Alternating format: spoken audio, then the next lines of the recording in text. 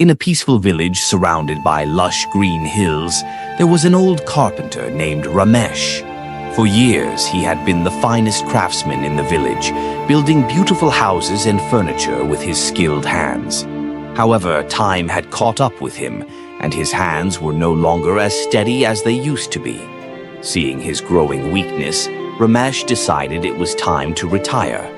One day, he went to his employer, a kind-hearted businessman, and informed him of his decision to leave. The businessman, who had great respect for Ramesh, understood his wish but had one last request. "Ramesh, before you go, can you build just one last house for me?" he asked. Although Ramesh was eager to rest, he agreed, but his heart was no longer in it. Unlike the past, when he poured passion into his work, this time he took shortcuts. He used inferior materials, ignored minor flaws, and rushed through the project just to get it done. When the house was completed, the businessman arrived to inspect it.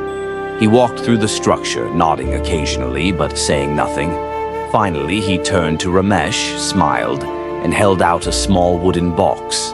"This house, it is my gift to you," he said. "Thank you for your years of hard work. I hope you will live here in peace and comfort." Ramesh stood frozen, stunned by what he had just heard.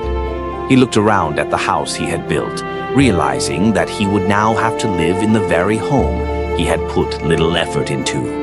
His heart sank as regret washed over him. If only he had known, he would have built the house with the same dedication he had shown throughout his life. That day, Ramesh learned a valuable lesson. Every effort we put into our work is, in some way, an investment in ourselves. If we give our best, we create something worthwhile not just for others, but for our own lives as well. The moral of this story is simple. The work we do today shapes the life we live tomorrow. Whether in our careers, relationships, or personal goals, every action matters. If we approach life with care, passion, and dedication, we will find ourselves in a place of fulfillment.